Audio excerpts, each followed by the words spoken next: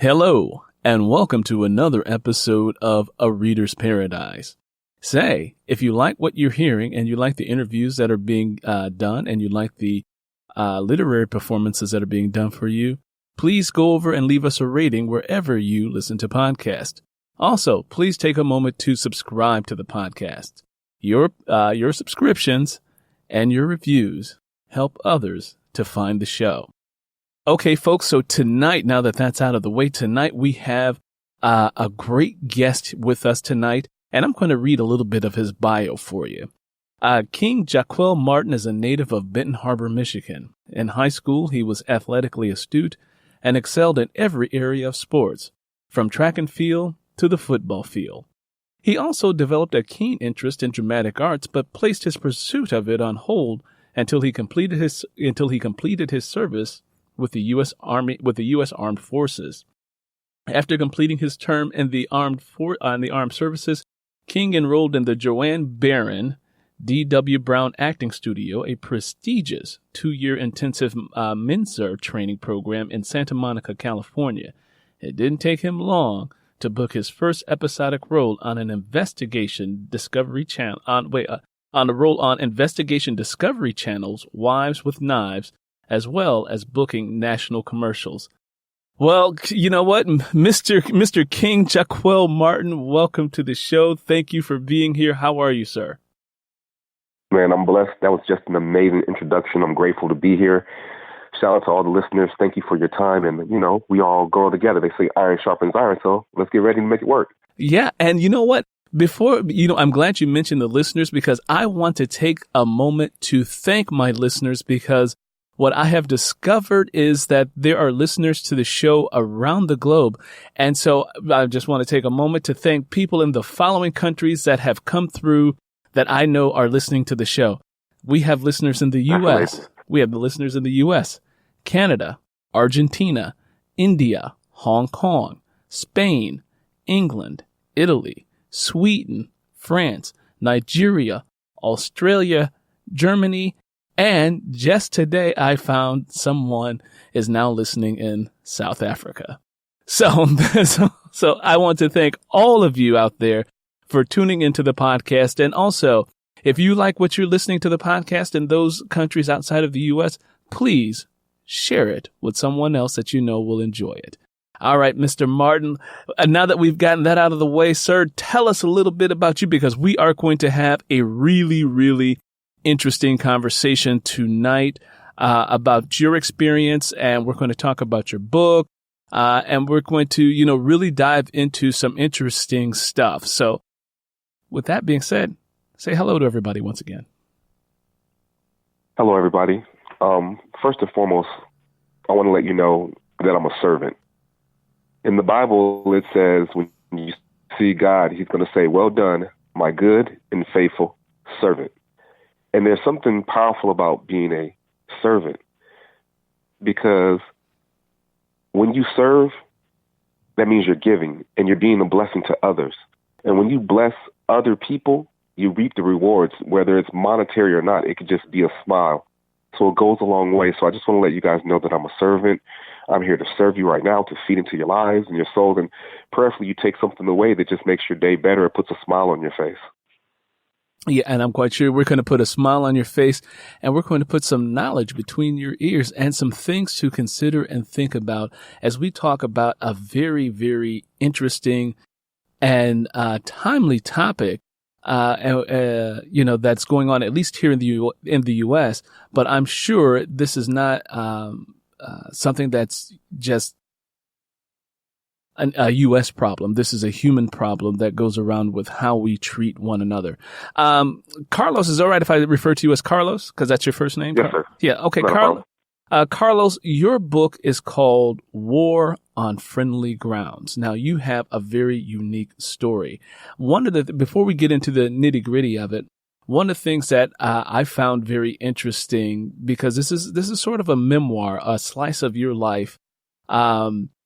And you start off the book by talking about incidents in your childhood.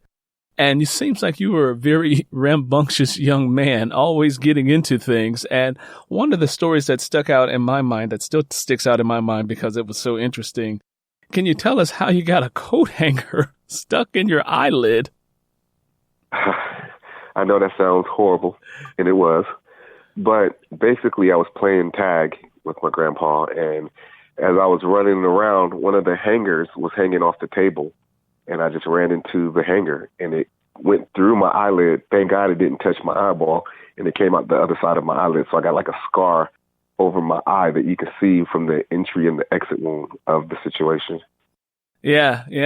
Because I remember reading that, and I remember like wincing when I read it. I was like, "Ooh, that had to hurt." And I also thought about my own childhood growing up as a young boy. Sometimes, I would, do things intentionally that were designed that could have probably killed me. Like taking my grandmother's bath towels and jumping off the back porch. Luckily I didn't break my leg. Or drinking water out of a garden hose. God only knows what kind of stuff was in that garden hose, but I know I drank the water from there, and did other crazy things or crazy stunts that boys do that almost get us killed. One other thing I remember, I had the grand idea of. Well, I was growing up, I had like a bike, and, it wasn't enough for me to just ride the bike. I had to build a ramp, and it wasn't enough to build a ramp. I had to build a ramp and tell people to lay down so I could jump over them. Oh yeah, that's how you had to do it. Everybody wanted to be a daredevil back in the day. Yeah, I had to be the brown evil Knievel, Oh yeah. Do that sort of stuff. That's when like monster trucks and motocross was real big. Yeah. So that is my little funny story. So Carlos, getting down to the nitty gritty of serious business here. Your book is called A War on Friendly Grounds. A War on Friendly Grounds. And so your story looks at the idea or the incidents of police misconduct and police brutality and police overzealousness here in the U.S., particularly when it comes to people of color. Now, for those of you who don't know, especially if you're outside of the borders of the United States, here in America, it feels almost like a new movement afoot that if you are pulled over by a police officer, chances will run very high that you will be attacked, assaulted, shot, even choked to death. There have also been incidences where there have been citizens recording police officers doing their job and harming the people that they are sworn to protect. One of the most recent incidences that happened that has the nation just upset is that there's a convenience store here. There's like a little dollar store. And this 4-year-old girl picked up a doll and walked out without paying for a little plastic Barbie doll. She's 4 years old. The police chased this family down because the little girl was with her family, pulled the family over, drew their weapons, and told the people to get out of their car or they would put a bullet in them if they did not comply.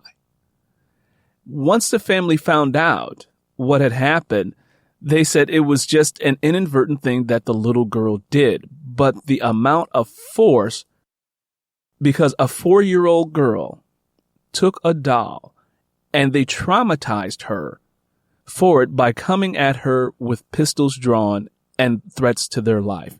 The last thing I will add to this is in the police report, the police said that he pulled the father out and made the father spread his legs. However, on the video camera, you see the father fully complying and the police officer kicking his legs to spread them apart.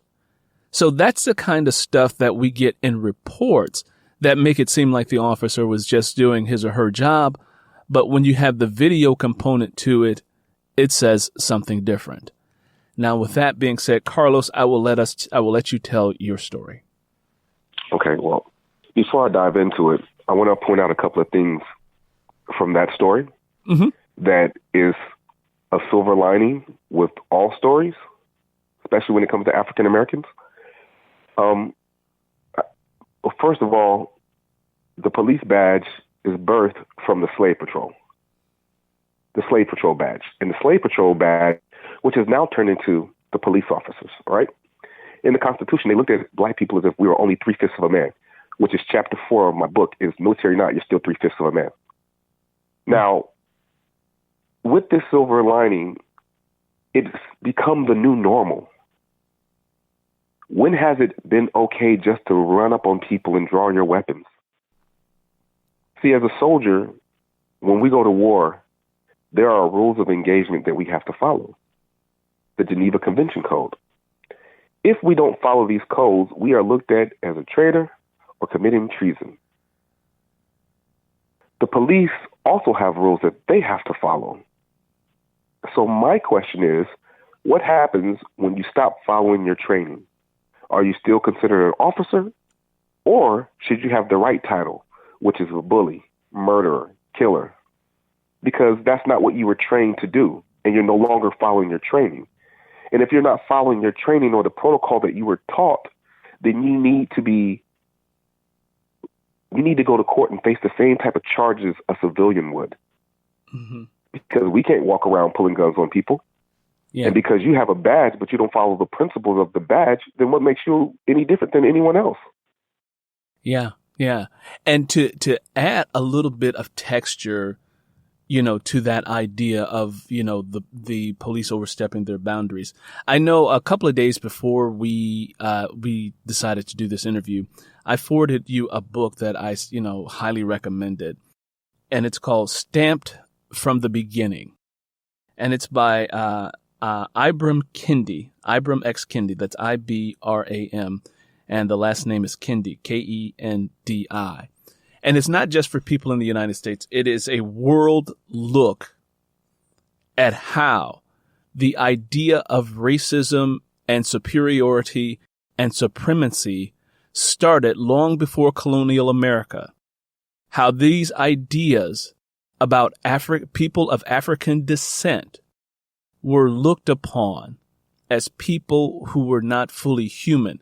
They even had theories that they were from the Bible that black people were cursed because we were descendants of Ham, which was Noah's son. Mm-hmm. They believed that. And this was to justify the raping and pillaging and cutting up and infiltration of Africa for their own personal gain. It is a fascinating read. I'm only a quarter of the way through the book, and it has opened my eyes in such a way that it made me think about your story, Carlos. And I said, man, this is like the finger on the pulse of what has happened and why this still prevails today and why this is still going on around the world. But anyway, I don't want to, jump too far ahead because I want to get to your story, but I just wanted to add that in there because, although this incident that happened to you is traumatic, it's difficult to hear and understand, but you are a man, you are a man of God, you are a servant of the people. And it is important that we hear your story so that others, know about it and understand that these sorts of incidences with against people of color, date back a long time. But go ahead. Well, first and foremost, I want people to understand that not every cop is a bad cop. But we're not going to act like there isn't a wave of negativity that's happening across America. It's happened so much that now Americans are desensitized to the situation. I believe it was Stanford where they did this electric shock test, where if you did something wrong, a person would press the button and shock you. And every time you did something wrong, they would continue pressing the button. Well, the people got so used to pressing the button that they wound up killing the next person and didn't even know because they were so used to pressing the button. And the reason why I'm using this comparison is people are being shot all the time and no one cares unless it happens to them. It shouldn't have to be your family member for you to ultimately care about what's going on in your country or around the world. Because when you have a love for people, love doesn't have a color. Love is thicker than blood. Love is thicker than water. Love is for everyone if you would genuinely love people. And I think we got to get back to the root of love. So going into my book, I want people to understand that that cover is not just a cover. It's the actual picture of the police officer on top of me. So what I did was I decided to leave it blank face. And the reason why was because it's just not about my story, because I'm just another person. You know what I mean? And my story isn't more special or traumatizing than anyone else's story. So I left it blank face because it could happen to anyone. So the next thing I want you to notice the American flag. I put the flag on there purposely because I serve my country. And some people might look at it as, oh, you're disrespecting the flag. You can't tell me that I'm disrespecting something that I protected. And I took pride in it. Next, if you look at the stars are actually bullet holes. Because I did that because I feel like it's the new hanging. Back in the day with Jim Crow laws and slavery, when they used to have public hangings, the town would come out to watch a person be hung, as if it was a sporting event. Well, now in 2019, there's no difference except for the cameras. And the cameras are showing these killings on Facebook, on Instagram, on any social media platform. So there's no difference. So I was very specific when I did that for all the right reasons. Another thing that you said, Mr. Earl, before I jump into the story, is you talked about how what happens, Mm-hmm. the police report, and what actually happens. Mm-hmm. Because sometimes officers lie a lot, and they don't really take down what really happened versus what they write. So what's special about my book is I put the actual police reports in it. I put my report in it. I put Tashiana's report in it. I put Officer Fields' report, Officer Clark's report, and I put the internal affairs statement. So when you read my book, you'll be able to put yourself in my position, Tashiana's position, and a lot of people say, well, we don't know what the officer was thinking. Well, you won't be able to say that with this book because you have it right there in black and white, exactly what he was thinking. And then in the internal affairs report, you see every single lie that he told. And that's what's so powerful about the book, because it really doesn't have an scapegoat. It's just all about accountability. So basically, to make a long story short, what happened to me was I was coming home from work. I was doing a uniform inspection with my soldier, PSC Carlisle. When I got home, there was a police officer in my neighborhood. Now, I didn't know why he was out there. I mean, police officers stroll through neighborhoods all the time. But what I found out was he was supposed to be out there looking for a white male, flashing little kids. For all the listeners, just to let you know, I'm not a white male. I'm a black man. I'm African-American in America. So as I'm actually riding behind the police officer going towards my apartment, we go through the parking lot. The parking lot is shaped like a rectangle. So eventually we are going to become parallel. And so when we became parallel, we looked at each other. I acknowledged him by tipping my head and nodding my head. He took that as I was teasing him.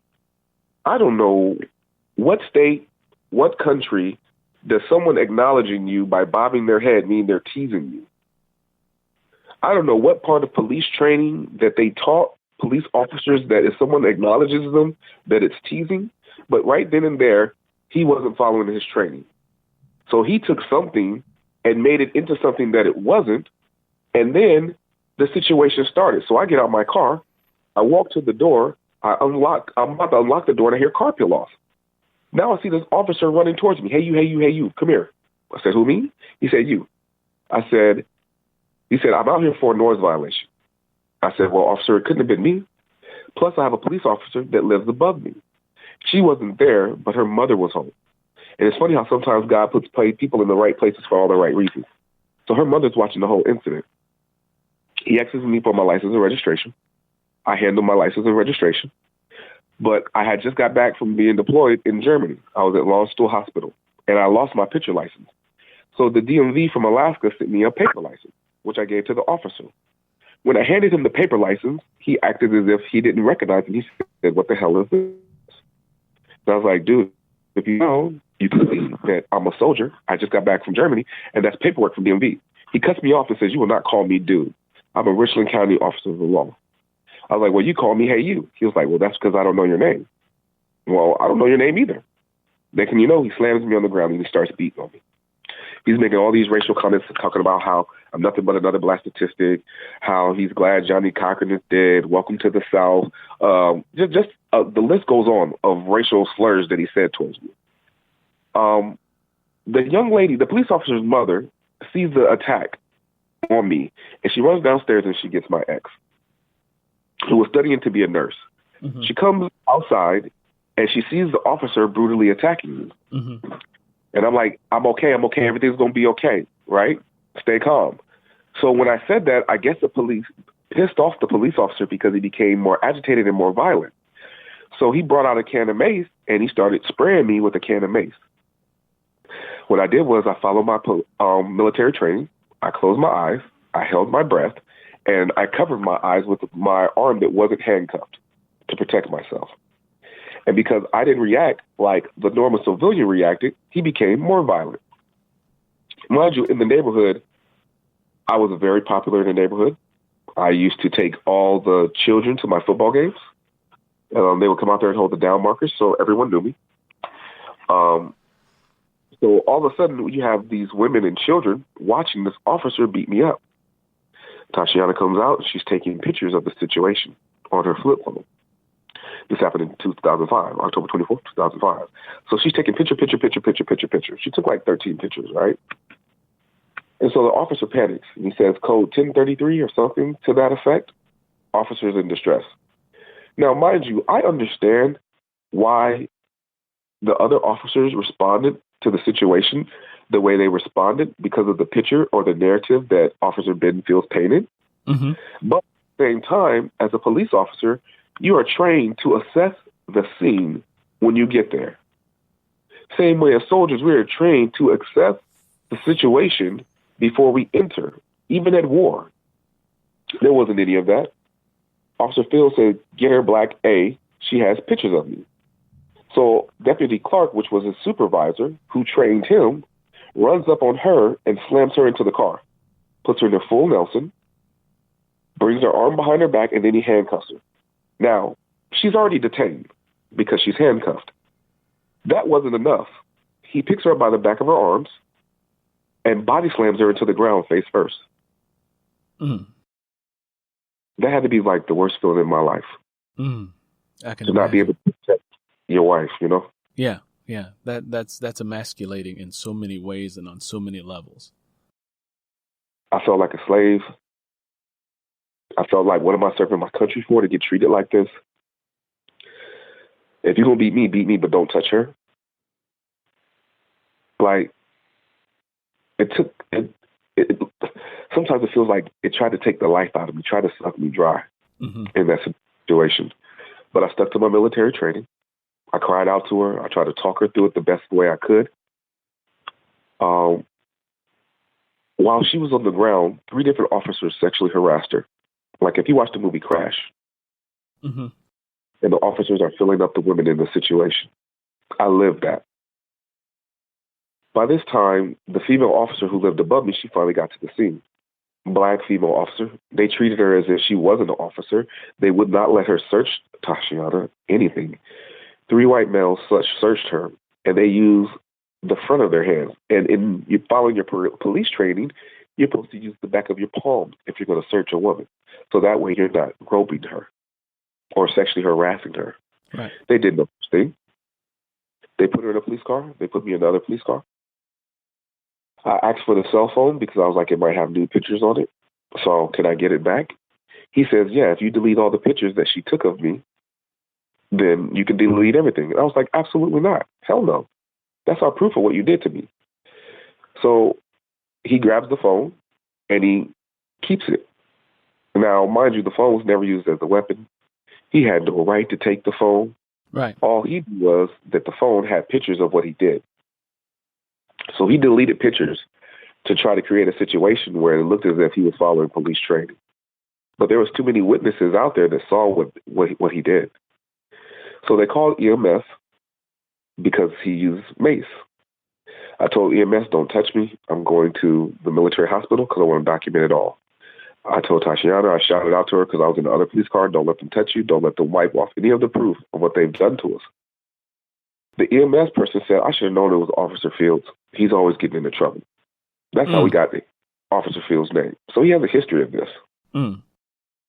For all the listeners who don't know, Officer Fields is the same officer who was at Spring Valley High School, who came into a classroom, and there was a girl on her cell phone who refused to get off, and he slams her on top of her head, throws her across the classroom, which is ridiculous. You don't treat no woman like that. You especially don't treat no 16-year-old girl like that. It's ridiculous. Yeah, that was a lot to, digest there. I mean, it's a very graphic moment. It's a very graphic scene. It's a very horrific scene to, have to, relive and replay and discuss. From this incident, it sounds like, you were just minding your own business and this officer attacks you out of the blue for no real apparent reason other than to make you feel less than, to make you feel subhuman, to force upon you some sort of supremacist idea or some sort of manhandling that lets you know that I can do anything to you and get away with it. And there's nothing you can do because I am who I am. And in this country, being a white European male from European descent, there may have been this notion that there was a privilege and a right to be able to do this sort of thing and think nothing of it. So his sense of humanity or his sense of caring was lost or twisted or forgotten or whatever the case may be. And, how do you respond to that? How do you get over that? Now, I know that, after this incident, you went on a couple of networks to talk about it and take us through some of how you dealt with this, because I'm sure there may be a young person out there, a young person of color, or maybe a part of a group that is not the majority group that, may have gone through this or may fear going through this. And, just walk us through what happened afterwards with the networks and, how you were able to deal with it. Well, it took me, 4 or 5 years to get to court. I became the Rodney King of the hospital. The Army blackballed me and turned their back on me. I was wrongfully facing 10 years in jail. We finally went to court. Was found not guilty on all charges. Wait, back up. You how are you facing 10 years? I don't understand that. Assault on an officer. But how could they assault on because of what he said, that you assaulted him? Yes. Okay. So what he hit me with was noise violation, disturbance of the peace. Mind you, I never hit this man. I not at all, because I didn't want us to lose our life that day. You never hit this man. Honestly, to tell y'all the truth, how I got through this, God, family, and to realize that I have my life and so many other people don't. And it gave me PTSD. It made me, why am I still here, God? Why wasn't I Trayvon Martin, Sandra Bland, Eric Gardner, any of these people on this list? And it gave me the power and the sense to understand that my mission is to speak for the voiceless. Step one is forgiveness. So when I went on all these shows, I went on Jake Tapper. I did Hot 97 with Nessa. I'll start with Jake Tapper. WIS is a news station in South Carolina. The owner's son had an article about what happened with the little girl at Spring Valley High School. So my friend Sheldon Ferguson sent me the video. I knew exactly who it was. I knew exactly that was Officer Fields beating that little girl up. And it was like I was reliving the nightmare that happened to me and my ex. Yeah, it was a trigger. So he sent his son to my house, and I did an interview there. Once that interview went viral, they invited me out to do Jake Tapper with CNN. Flew to New York, did the interview, and Jake Tapper said, if you saw Officer Benjamin Fields again, what would you say? Now, during this interview, you have to understand how news work. People really don't care about you. People care about the story. People care about, are you going to act a fool? People care about your getting you emotionally excited so that way you can incite other people because it increases the ratings. You know what I mean? The ratings is more important than what happened to me, you know? So when he asked me, what would you do if you saw Officer Fields again? I said I would forgive him. Now, see, a lot of people look at forgiveness as a weakness, but it's not. It's a strength. My forgiveness had nothing to do with Officer Fields and everything to do with me. Have you ever just been so angry you just didn't know what to do? Mm-hmm. Have you ever been just so angry where you just did something and it was foolish? And when you thought about it, just like, why I do that? Mm-hmm. So what I did was, the forgiveness was about giving me a peace of mind. So I can contemplate on how I wanted to fight back the right way. Me going to get a gun, me blowing something up. So the revenge, the revenge, because that's the human nature part of it.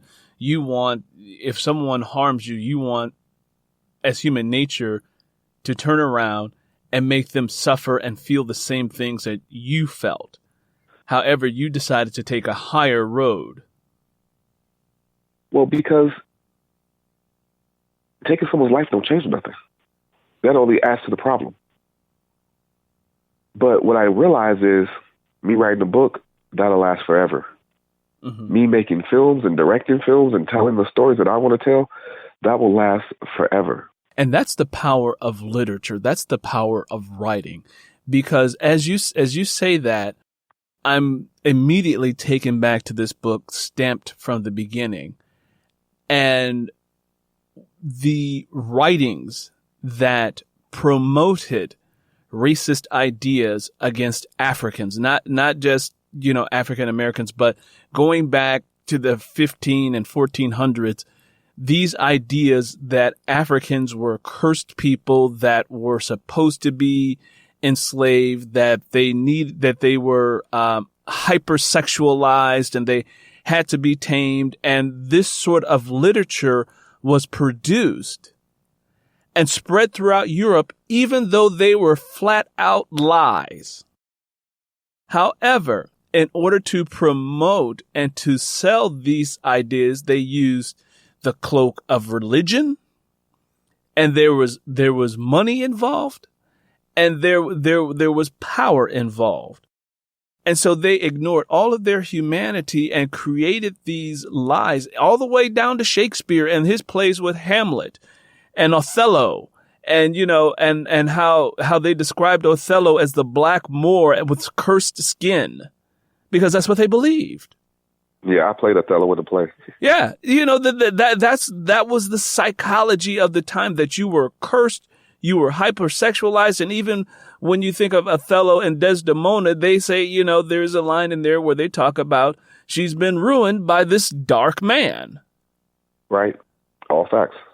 Okay, so this was the prevailing thought of Europeans when it came to people from the continent of Africa, and it was written down and it was praised and it was loved and enjoyed and called great classic theater and all of these things, but they were racist ideas cloaked as entertainment to subconsciously let people know that if you were of any type of color, there was a problem with you.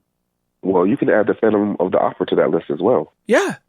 When you think about all the little things that go on to promote this idea, this racist idea, And you go back all the way to the 1400s, and even before that, before there was even a colonial America. And this was going around. This started off when the Church of England, when the Puritans broke off from the Church of England. This goes all the way back to the Puritans. These ideas started with religion, and it was about control. And to think, boiling frog syndrome. The boiling frog syndrome. Yeah. And it's amazing that this sort of writing, this sort of literature, I mean, there's so much more to it. But when you talk about writing as being, powerful and it'll be out there forever, that is so true. That is so true, because the written word will stay around. That is not something that can be taken away. That's going to be something that's always going to be around, especially in a digital format. So it's going to be evergreen for a very, very long time. So anyway, I wanted to add that piece in there, because I just think it's so important that listeners understand that these, what's happening here in the United States, even today in 2019, is nothing new. I mean, we can look at South Africa and we can look at apartheid, and we can see the same sort of mentality that took place down there. We can look all over the world and see these sorts of ideas that have taken place. So coming back, so you told Jake Tapper, who's a journalist here in the U.S., that if you saw this officer again, you would forgive him. And what you're saying, it's a sign of strength to do that, and it's not a sign of weakness. And you chose to be a fighter for the voiceless by, creating this book called A War on Friendly called A War on Friendly Grounds, so that other people can become aware of the work, and become aware that, if they've been attacked by an officer, or if they're suffering from PTSD because of an attack from law enforcement, that they are not alone.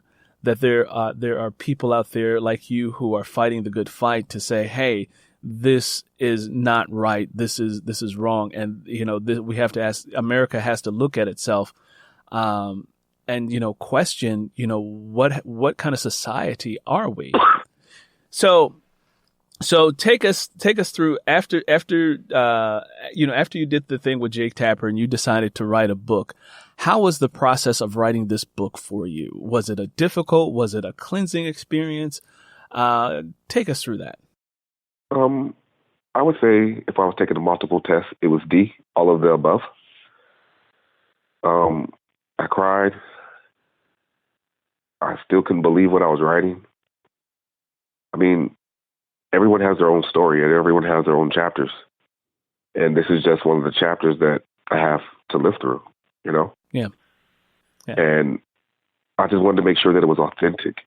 Uh-huh. I wanted it to be so authentic because that's something that everyone can connect to, authenticity. Yeah. Yeah. Now, let me ask you this. Now, do you have a section of your book that you can read, that you have handy, that you can... Yeah, I'll give you guys the closing of the book. Okay. So let's listen to an excerpt from the book, A War on Friendly Grounds.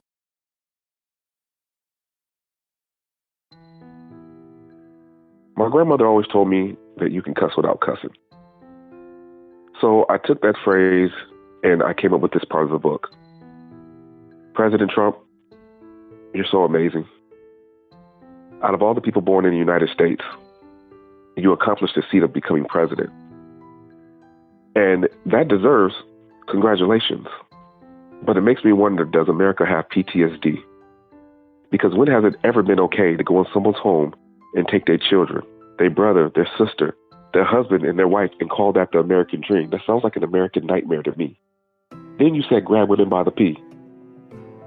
What type of men are we raising? What type of value of women do we have? Not only did you guys say that, you got on national television to call NFL players son of a bees. But I thought sports was to unite us. Are you trying to divide us? But you said something that was so powerful, and I believe you meant it because you're trying to put $5 billion behind your words. You said if you can't respect the flag, you need to get out the country. Well, my question to you, Mr. President, is do you feel that same way? about these several officers that wrongfully jumped me in my military uniform? Or is that statement just for the minority? Because we know there's good and bad people on both sides. Sincerely, Sergeant Martin. Wow. Wow. That's very powerful. That's very powerful because that really speaks to a lot of the problem of America, that it is still suffering from the impact of 400 years of chattel slavery. And not only are Africans who were brought here and their descendants suffering, Europeans are still suffering too because they lost their sense of humanity with it. And, you know, I know America is still going to struggle with this for some time to come if we do not really face this and acknowledge it as the horror that it was, and not try to sugarcoat it and rewrite history and say that African workers were brought to the United States. I'm not sure if you heard that, but a big school book publisher in Texas tried to say that African workers were brought from Africa, and workers implied that they were paid. They were not paid. They were enslaved and forced to work. So it's amazing how people, revisionists, try to rewrite history to erase what was done and to hide what was done out of a sense of shame. So with that being said, Carlos, is there anything else that you would like to share with people, give them words of encouragement? I'm quite sure there's a lot of young brothers out there who may be in the military, who may just be listening. What would you say to them about this sort of thing? And actually, I want to back up a little bit with that. I want to ask one more question. For me growing up as a young man, a young black man, there was the talk. I don't know if you had the talk, but once I started hitting a certain age, maybe around 10, 11, 12, I had the talk about the police. And my parents had to give me the talk designed to keep me safe from harm. And it was designed to let me know that you can't always trust the police. I think it's a common practice in households, especially African American households. And I want to know if you were ever given a similar talk. I mean, that's in the black culture. Everyone gets the talk, you know. And the point of it is this. You have someone like LeBron James. He's like the epitome of making it in basketball in the NBA, right? Mm-hmm. Best player in the world. Yeah. And he couldn't even escape racism. When he moved to California, his house was spray painted and they wrote nigger all over his house. Yeah.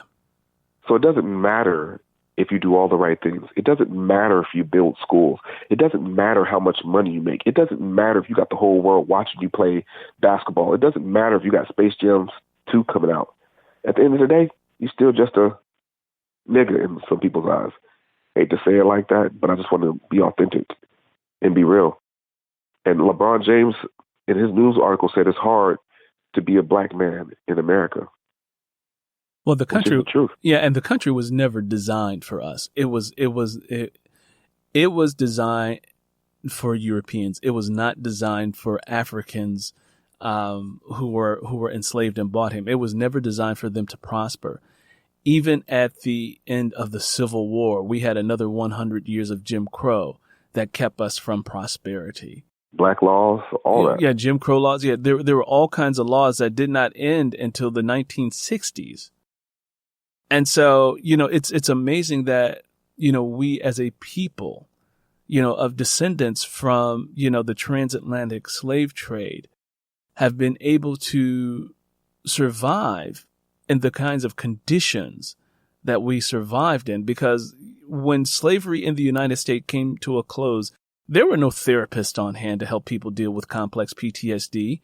There were no therapists on hand to help you deal with, you know, years and generations of rape, incest, murder, separation of families. There was none of that. There was nobody coming in to say, okay, now we're going to, give you resources to, you know, live the American dream. None of that happened. And they didn't care. Oh, there was resources. We just didn't get them. No, Folks got them. Yeah. They got land, houses, money. They got everything they needed to survive. Even someone from a different country could come here and thrive better than the enslaved African or the descendants of the enslaved African. Absolutely. So again, there's a whole psychology here, like I said, that did not start with colonial America. It started way back when in the 1300s with religion. And yeah, it's funny that you said that, right? Mm-hmm. Because you talked about other people from other countries coming here. Yes. And when they get here in America, they already have a perspective of Black Americans. Why? Because of how social media, how television, how the radio, how history portrays a Black man. How history has and how history has also portrayed us. And it's a narrative that was false from the beginning. But still false today. And it's funny because there is no one superior race.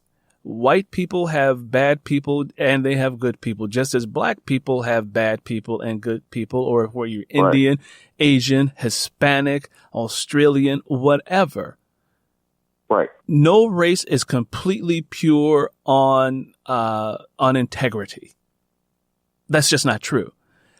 I'm glad you said it, right? So I have a friend. This is in the book, too. My friend's name is Alon. Shout out to Alon. Alon said, King, I want to apologize to you and tell you I'm sorry.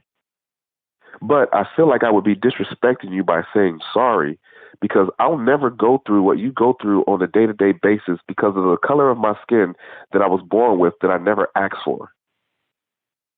And I thought that was such a fire statement. Mm. Yeah.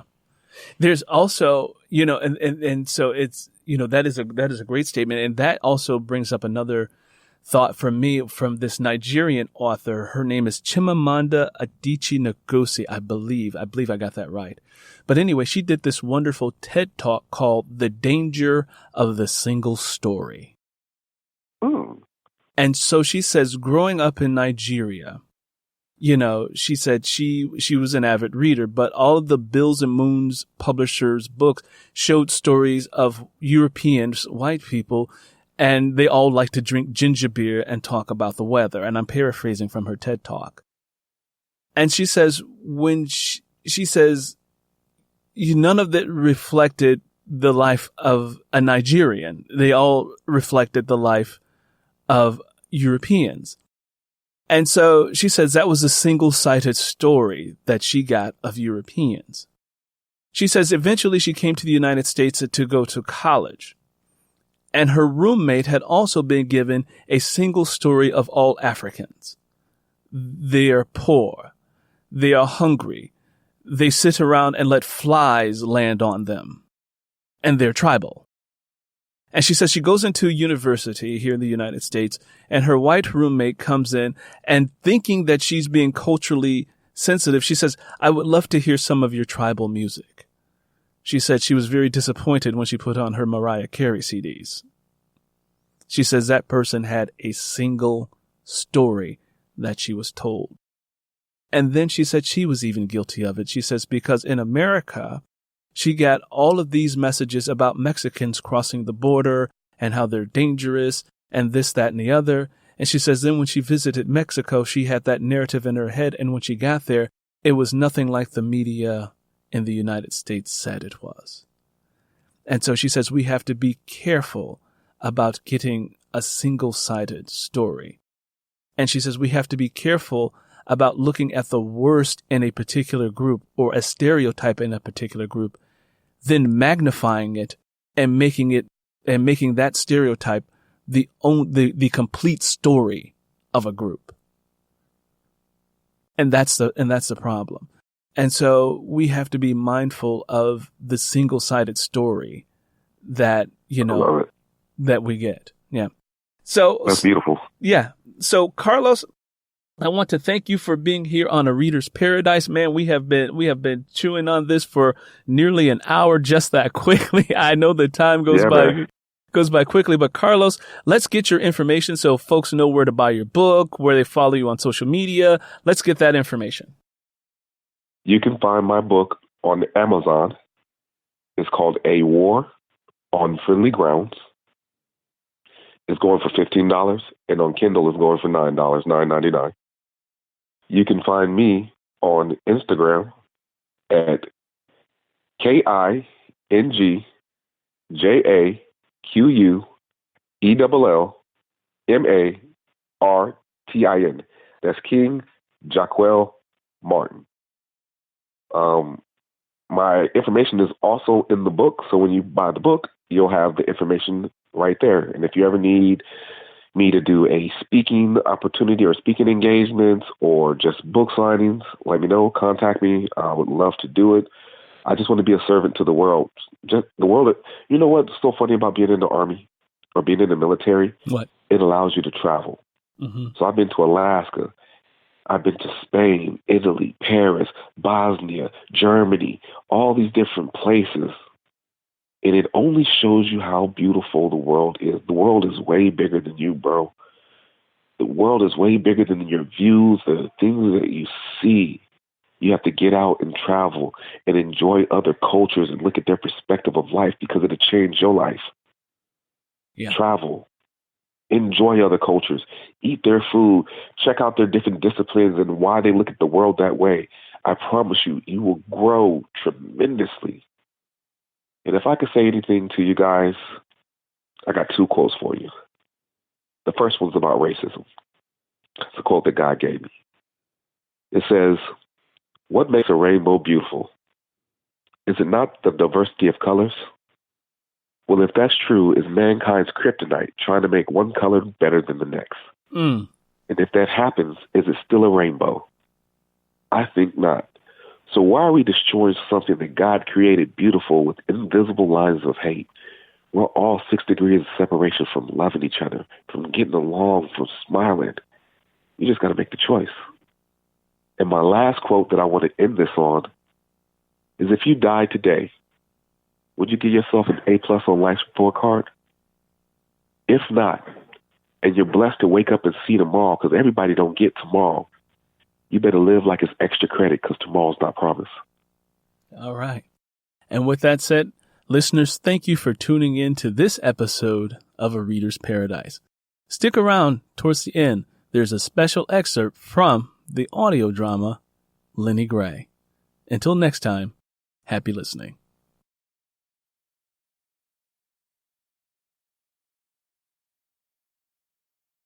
Hi, this is Earl Sewell, host of the podcast A Reader's Paradise. I'm here to let you know about a new audio drama that I have created called Lenny Gray. It is a bi-weekly show that you can find out on Apple Podcasts, on Spreaker.com, on Spotify, and wherever you listen to podcasts. So, what I'm doing here right now is giving you a preview of the show. Season 1 is up and running, and I hope that you will go over, check it out, leave a rating, and a review. Until then, I hope you enjoy this preview of the audio drama Lenny Gray. Katie Books Productions presents Lenny Gray, an audio drama, written, produced, and narrated by Earl Sewell. Previously on Lenny Gray. I got to have you, Lenny. I ain't gonna let no other man get a hold of you. I aim to be the only man in your life for the rest of your days. I mean that. So either you marry me tonight or you don't marry in your lifetime. I'll make sure of it.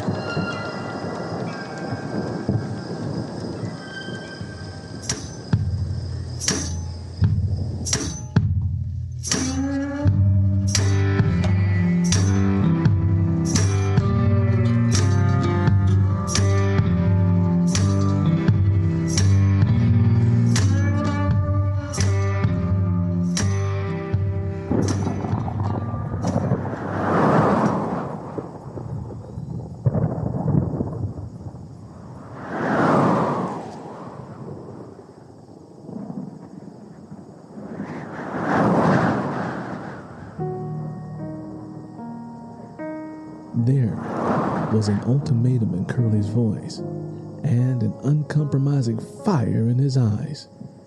He would beat her into her grave if she didn't do what he wanted. And Ida, his mean-spirited mother, would stand by and allow him to do it. Both of them had caverns of blackness so deep in their souls that even the light of God couldn't reach the bottom of them. He'd hit her before for trying to break up with her. He punched her so hard that she had a headache for 2 days. She couldn't go to the sheriff. He was another member of the white side of Curly's family. Besides, Sheriff Quinney cared as much about a colored man beating his woman as he did about shooting, hanging, or placing a colored person in jail. It just didn't matter to him, one way or the other. Lenny Gray wanted to move, but felt as if something had forced her body to become paralyzed. Curly took a slightly gentler approach. He pulled her close to him, attempting to ease her fear. He pressed her cheek against his chest and combed his fingers through her hair. Lenny Gray felt tears stinging the back of her eyes when she inhaled the strong scent of moonshine that was seeping through his skin. You belong to me. I wanted you the moment you started to blossom. I said to myself, Curly, that Lenny Gray is going to be your wife. You got them pretty gray eyes, long black hair. You the prize of Sweetwater. Well, my prize anyway. That's why I kept coming around your daddy. I wasn't coming around so much for him as I was doing it to try to get close to you. I wanted you to like me. Don't you remember how I was always bringing you stuff you needed? If you needed new shoes that your daddy couldn't afford to get right away, I helped him out. In fact, I'm the one who got you them shoes you got on your goddamn feet now. Most folks around this town ain't never gonna know what it feel like to have shoes on their feet. Is the preacher still in the wagon, boy? Lenny Gray looked into Ida's face, which had an impatient expression. Yeah, he's still there, Curly answered. I'm gonna go get him so y'all can be married and we can get back before the rain starts, said Ida as she stepped off the train tracks and walked towards the road. Curly stepped back and placed Lenny Gray's face between the palms of his calloused hands. He looked so deeply into her eyes that she felt her soul wince. I know you love me. You may not say it or know how to show your feelings for me, but I know and understand that you do. I'm the best man you could ever hope for, and the sooner you let that settle into your head, the better. Don't make no sense for you try to run away from a good man like me. Shh. Don't talk. Just let me hold your shivering body close. You carry my family inside of you. There ain't no way in the world I'm gonna allow a pretty girl like you to run away from me to be mistreated by some fool. I'm gonna take care of you. You won't have to worry about nothing except taking care of the shanty I'm gonna build and the babies we gonna put on this earth. Lenny, we gonna make a lot of pretty babies together.